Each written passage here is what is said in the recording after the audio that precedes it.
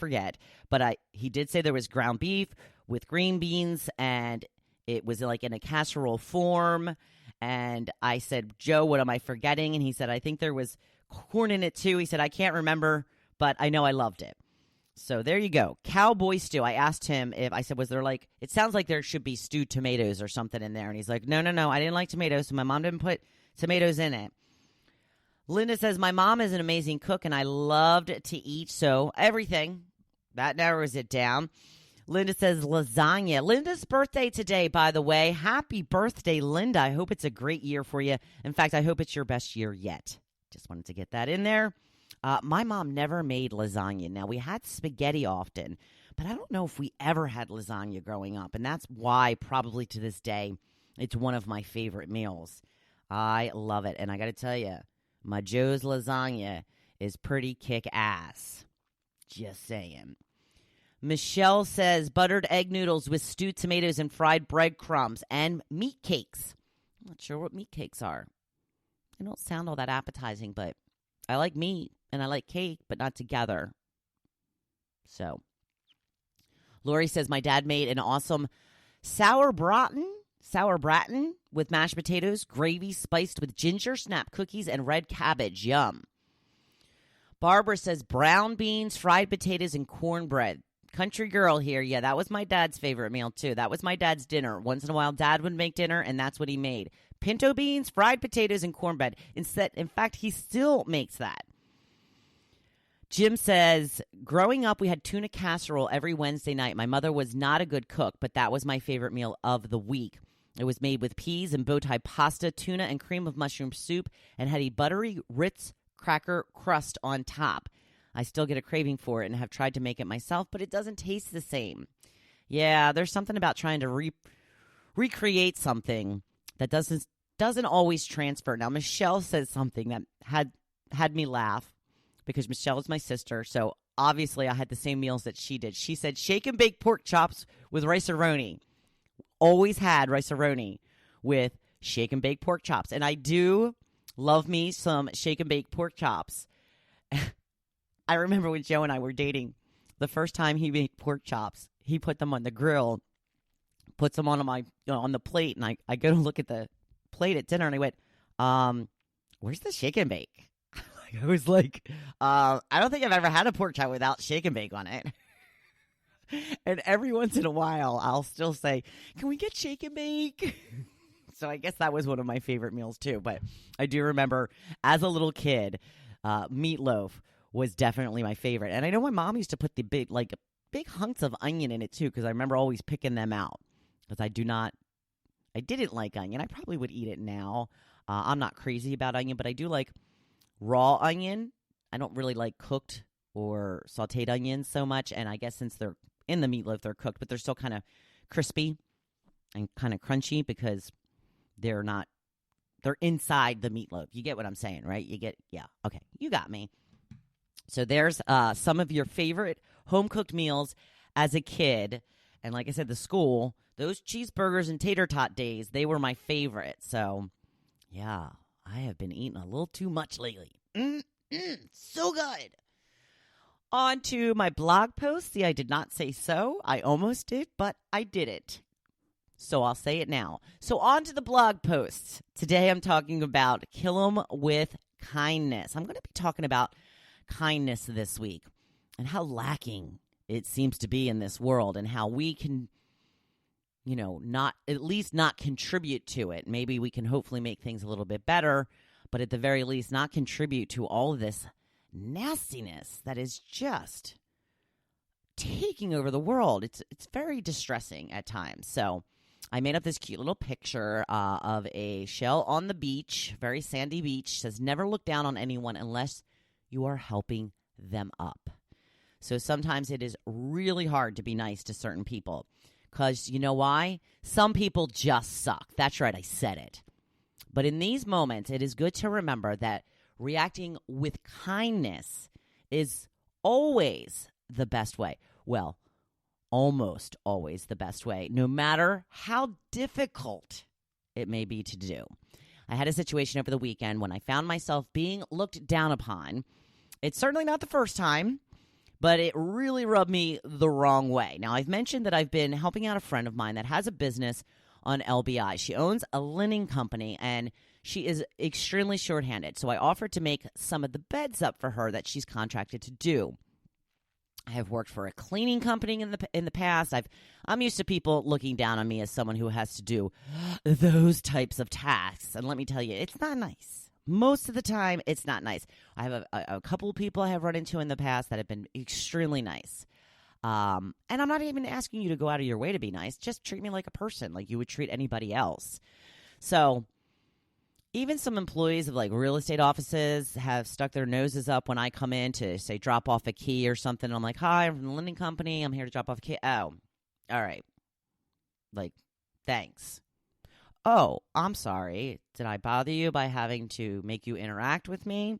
Sometimes I take things a little too much to heart. Sometimes I don't. But what happened this weekend was having to deal with someone who clearly was looking down on me and let me know that she thought I needed to be put in my place. That's the way I took it anyway. Now, the owner of the business, my friend, had called her several times that morning to see how I was going to get into the house to make up the beds. There was no answer. So I drove by the address and saw a bunch of people in the driveway chatting. So I pulled up and I'm like, good morning. I'm Wendy from the linen company.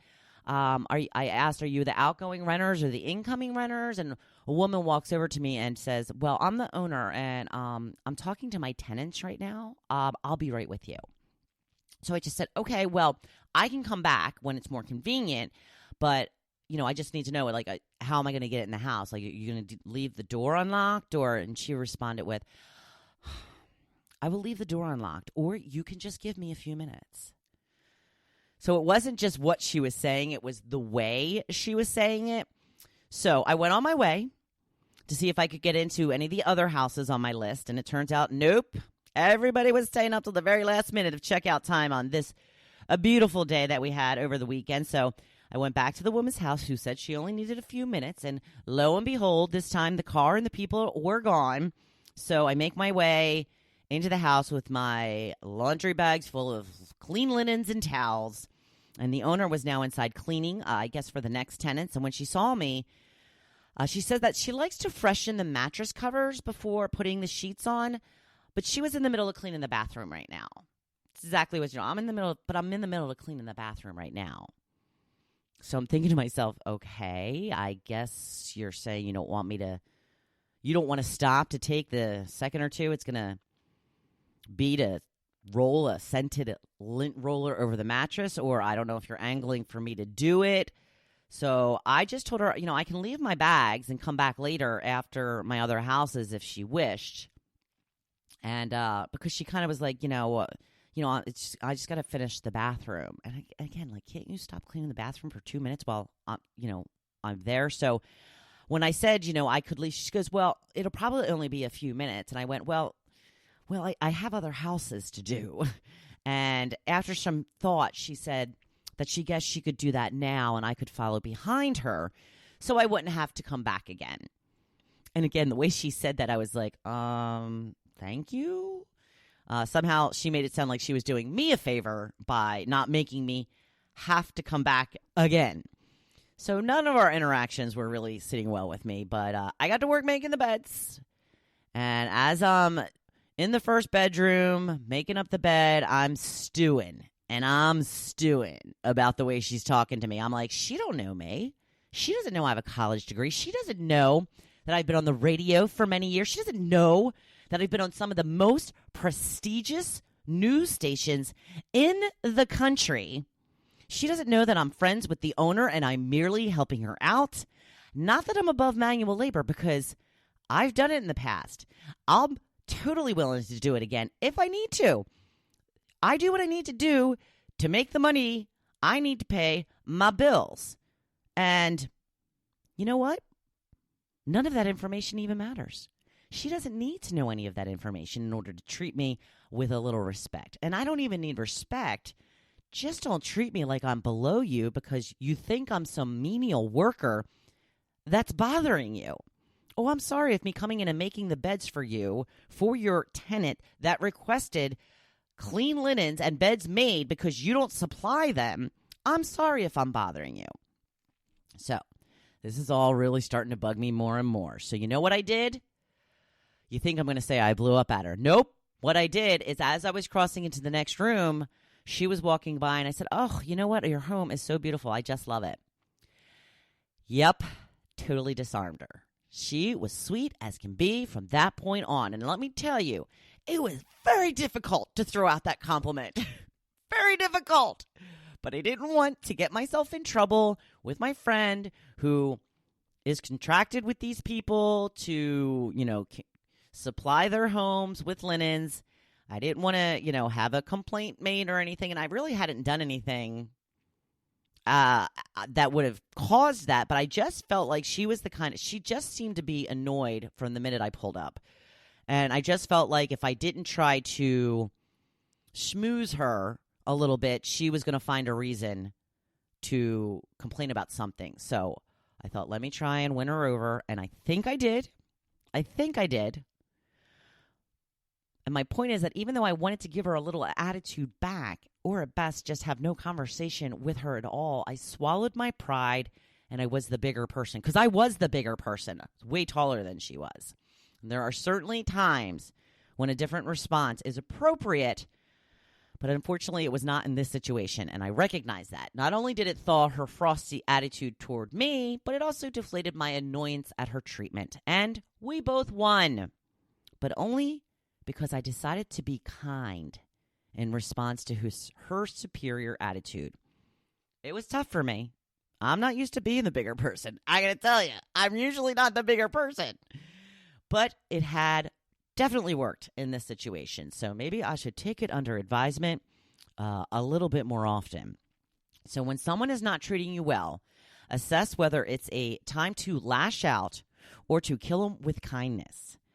This usually works better in almost every situation. It's tough to do, but that's usually what makes you feel so good about yourself when you manage to pull it off. Like I said, there's certain situations when it's called for. There's other certain situations where I think it's appropriate to kind of push back a little bit. We had stopped at one of these places on the island over the weekend with a girlfriend, Marcy, I was just talking about, and I had gone up to the bar and asked for a drink, and I was kind of taking a little bit of a long time because I was trying to figure out, like, I got a spot at the bar, and I didn't think I was going to get a spot that quick, so I told him what I wanted right away, and I asked Marcy what she wanted to drink. I asked Joe what he wanted to drink. So when he came back with my beer, I said, all right, I'm going to have a Sprite.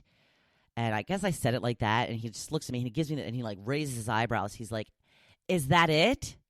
And I was like, okay, service, it's supposed to be servicing me with a smile, person. I wasn't looking down on him. He was giving me an attitude, and I was a customer. That I did not like. That I did not treat with kindness. I didn't say anything to him. I took my drinks and the dollar tip I would have left him and went on my merry way. I'm just saying, each situation calls for a specific reaction.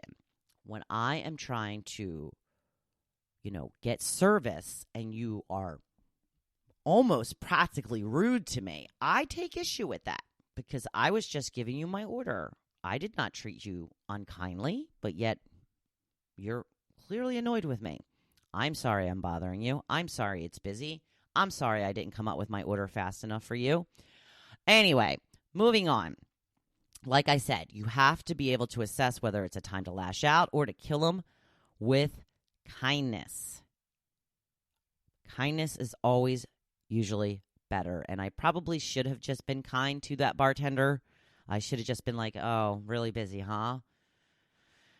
Yeah, I was already a big person once this week, and I can't do it twice in one weekend. Maybe next time. Sorry about that, pal. But it is Monday.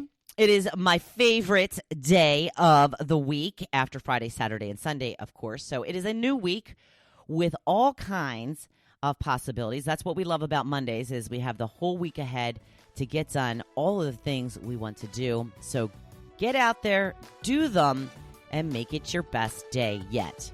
Thank you for listening to The Hopefulist, hosted by Wendy McClure. For more inspiration, please visit hopefulist.com. Thanks, and we'll see you tomorrow on The Hopefulist.